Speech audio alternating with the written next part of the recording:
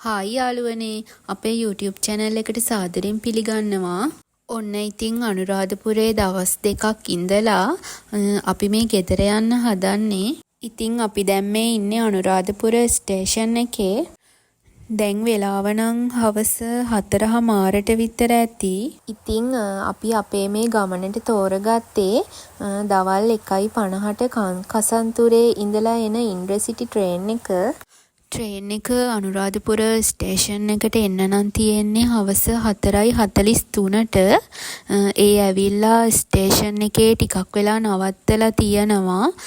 ඊට පස්සේ ආයේ පිටත් වෙන්නේ 5ට. අපි ඉතින් කෝකටත් කියලා කලින් ස්ටේෂන් එකට ආවා. අපි ඉතින් කලින් ආවට ට්‍රේන් එක විනාඩි 10ක් විතර පරක් වෙනවා කියලා ඔන්න ඇනවුස් කරනවා. ඒ හින්දා ඉතින් අපිට බලන් ඉන්න වුණා.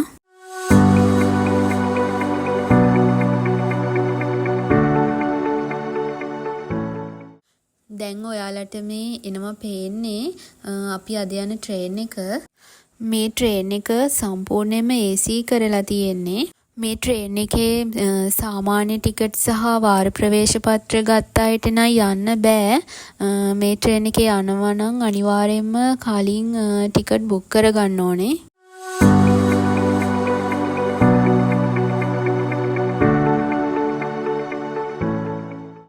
දැන් ඉතින් අපේ ට්‍රේන් එක පිටත් වුණා. අනුරාධපුරේ ඉඳලා කොටුවට එක්කෙනෙකුට ටිකට් එකේ ප්‍රයිස් එක 2400ක් වෙනවා. අපේ ගමනට සති 3කට වගේ කලින් තමයි අපි ට්‍රේන් එක බුක් කරේ. ගමන යන්න වගේම ගිහිල්ලා එන්නත් අපි කලින්ම බුකින් දාලා තිබුණේ. ඉතින් මේ ට්‍රේන් එකට ගොඩක් අය අද අනුරාධපුරෙන් නැග්ගා.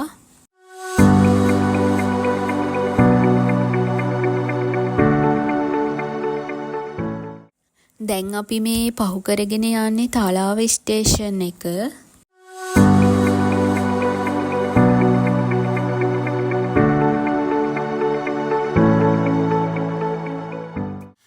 ටයිම් ටේබල් එකේ නම් තියෙන්නේ මේ ට්‍රේන් එක අනුරාධපුරයෙන් පස්සේ නවත්තන්නේ කුරුණෑගල කියලා. ඒත් අද ගල්ගමුවෙත් නැවැත්තුවා. දැන් වෙලාව හවස 6ට කිට්ටු වෙලා තියෙන්නේ. ගල්ගමුවෙන් පස්සේ නම් හොඳටම වහින්න ගත්තා. ඉතින් වැස්සයි කළුවරයි එක්ක එතනින් එහාට අපිට වීඩියෝස් නම් ගන්න උනේ නෑ. ඉතින් මේ ට්‍රේන් එක සාමාන්‍යයෙන් නවත්තන්නේ කුරුණෑගල, පොල්ගහවෙල, වේයන්ගොඩ, ගම්පහ, මරදාන කොටුව. ඒත් අද නම් අතරමැදි ස්ටේෂන් ගොඩකම නැවැත්තුවා. දෙමටගොඩිනුත් මේ නවත්තපු හින්දා අපි දෙමටගොඩින් බැස්සා. ඉතින් ඔහොම තමයි අපේ අනුරාධපුර ගමන ඉවර වුණේ. ඊළඟට අපි තවත් ලස්සන වීඩියෝ එකක් අරන් එන්නම්. මේ වීඩියෝ එක බලලා හොඳයි නම් අපිව සබ්ස්ක්‍රයිබ් කරලා ලයික් එකක් දාලා කමෙන්ට් එකක් දාන්නත් අමතක කරන්න එපා.